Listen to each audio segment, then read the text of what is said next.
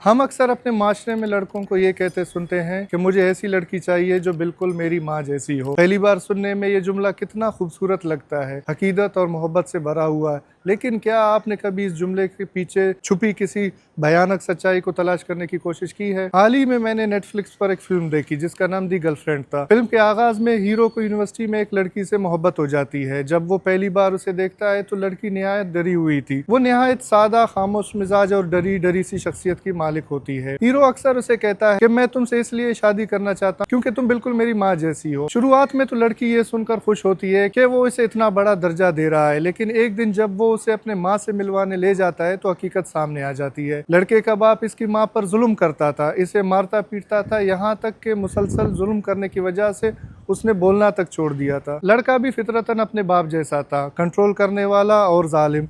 वो दरअसल ऐसे लड़की से शादी करना चाहता था जो खामोशी से उसके जुल्म बर्दाश्त कर सके। हमारे माशरे में मर्द अपने माओं को अक्सर इसलिए आइडियलाइज नहीं करते कि वो मेहमान नवाज थे, मेहरबान थे या अच्छे अखलाक के मालिक थे, बल्कि वो अपनी माओं को इसलिए याद करते हैं क्योंकि इनकी माओं ने हर जुल्म खामोशी से सही, हमेशा अपनी ख्वाहिशात का गला घोंटा, भूखा रहकर सबको खिलाया और उफ तक ना की, शोहर के हर गलत फैसले पे सर झुकाया। जब एक बेटा ये देखकर बड़ा होता है तो इसके जहन में औरत का तस्वुर एक खामोश कुर्बानी बन जाता है। वो जब अपनी बीवी में माँ तलाश करता है तो वो दरअसल एक ऐसा गुलाम तलाश कर रहा होता है जिसे वो कंट्रोल कर सके, जिसे वो दबा सके। ये मोहब्बत नहीं, ज़हनी बीमारी है।